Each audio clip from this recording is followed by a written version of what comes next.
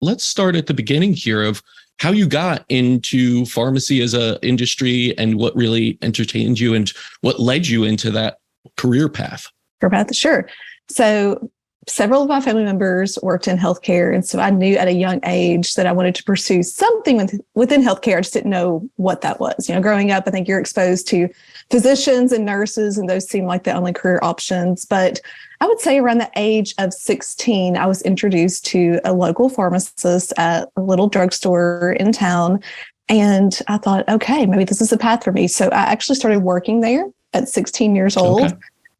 Discovered that, this is exactly, what I think I want to do. Completed all of my pre-pharmacy requirements and went to pharmacy school. So I've been doing pharmacy, I'm going to age myself. I've been doing pharmacy, I guess, over 20 years now. Yeah. Okay. So, you got started really early. What were some of the things you noticed there that maybe led you into this state of being fed up?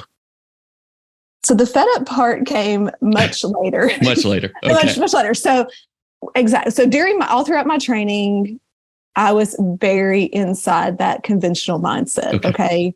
I'm very into immunizations, very into medications, all the things. It wasn't until I guess probably my fourth year of pharmacy school that and looking back, I can see where I had struggled with my health before, but really that last year of pharmacy school is when I saw things start to go downhill. And I just told the story over the weekend, and I went to my provider and he told me I was just stressed. Put me on an SSRI, a benzodiazepine, methylphenidate. I was taking birth control also at the time, and over-the-counter acid reflux and allergy medications.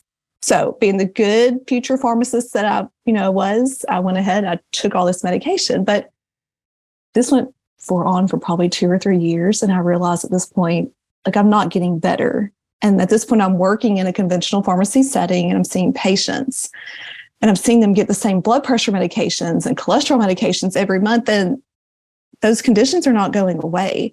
If anything, they're getting prescribed additional medications every single month. And so that's when my eyes really began to open that there's something more going on. And it started with me. And so I took myself off all of my medications and really dug into root cause medicine. And that totally changed my perspective.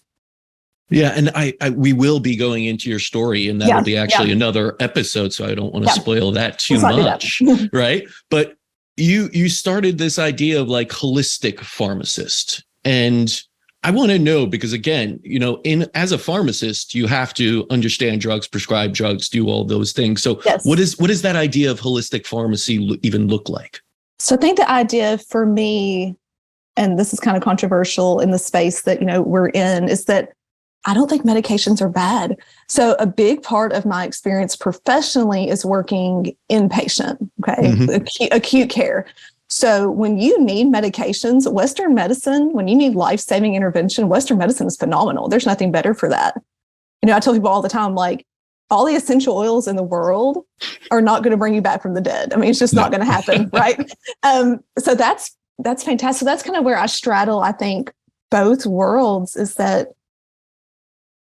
I appreciate medication and I know what it does, but I also realize that for chronic illness, this is not the answer. I've seen patients on upwards, and I keep in mind, I practice in the South. So this is the rural South, lots of diabetes, hypertension, lots of chronic conditions, patients on upwards of 38 prescriptions a month.